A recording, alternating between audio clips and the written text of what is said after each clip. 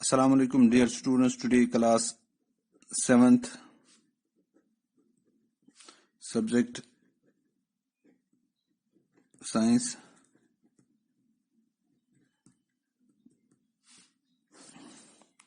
Date है आज 8 मई 2021.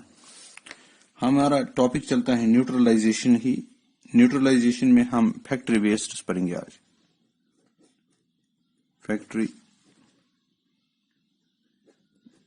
Factory wastes में बहुत सारे एसिड्स होते हैं. तो अगर इन एसिड्स को हम किसी वाटर बॉडी में डालेंगे या किसी रिवर या लेक में डालेंगे तो वहां की जो मछलियां हैं या वहां के जो ऑर्गेनिजम्स हैं रहते हैं वो मर सकते हैं उसमें. तो उसको न्यूट्रलाइज करने के लिए हम उसमें यानी लाइम डालेंगे. तो ये लाइम इसको न्यूट्रलाइज करेगा. तो इस तरीके से ये जो एसिडिक नेचर है इसका ये खत्म हो जाएगा और तो ये परेशानी हमें खत्म हो जाएगी. The wastes of many factories contain acids. If these wastes are directly discharged in a river or a lake, they kill the fishes and other living organisms. Thus, to prevent such a situation, the wastes are treated with lime, which neutralize. Treated with lime.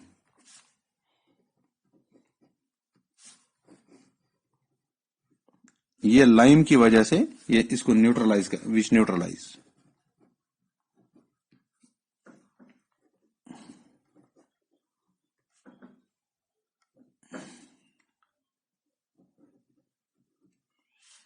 Neutralizes the acid.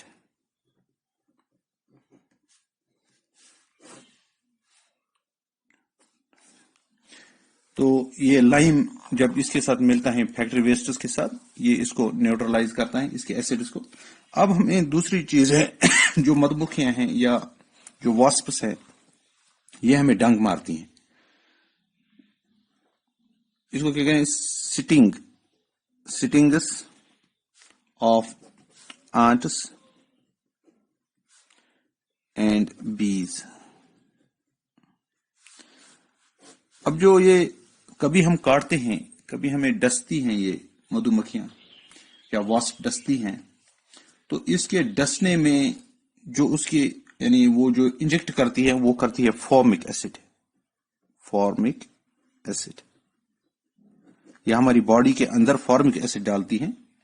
तो जब ये formic acid हमारी body के अंदर डालती हैं उससे हमारी बॉडी में पेन हो जाता है या यानी वो खुजली आ जाती है, इरिटेशन जबरदस्त हो जाती है, कभी कभी स्वेलिंग भी हो जाती है. तो ये फॉर्मिक एसिड जो होता है इसकी वजह से ये हमारी बॉडी में ऐसा मामला हो जाता है. तो इसको हम न्यूट्रलाइज करने के लिए या तो हम साबुन लगाते हैं या हम बेकिंग सोडा का सोल्यूशन लगाएंगे या कैलामाइन लगाएंगे. तो इन चीजों में होता है जिंक कार्बोनेट.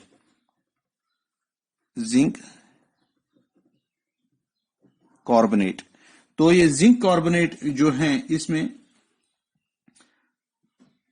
जिंक कार्बोनेट है वो इसको न्यूट्रलाइज करता है.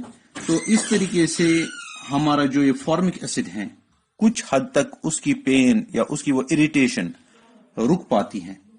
The sittings of ants and bees contain formic acid. When these insects sitting, they inject formic acid in our body, which causes a painful irritation and swellings. To reduce the effect of formic acid, the area around the sitting is rubbed with soap or baking soda solution or calamine, which contains zinc carbonate. These substances neutralize the effect of formic acid to some extent and hence help in relieving pain. तो इससे हमें pen रुक जाता है. अब हमें दूसरी जो बात है वो है preserving milk for a short period. Preserving milk for a short period.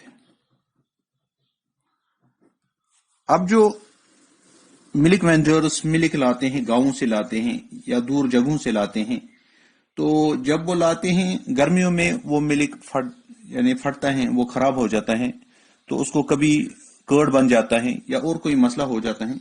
उसको न्यूट्रलाइज करने के लिए जो उसमें बैक्टीरिया होते हैं, यानी उसमें जो वो लैक्टिक बैक्टीरिया होते हैं, लैक्टिक एसिड होता है, उसको न्यूट्रलाइज करने के लिए ये मिल्क वेंडर्स क्या करते हैं, इसमें थोड़ा सा बेकिंग सोडा डालते हैं। वो बेकिंग सोडा डालने से वो जो लैक्टिक एसिड है वो न्यूट्रलाइज हो जाता है। इस तरीके से ये दूध बच जाता है। तो यानी ये दूध बच जाता है फटने से या खराब होने से। तो ये लैक्टिक एसिड होता है मिल्क में।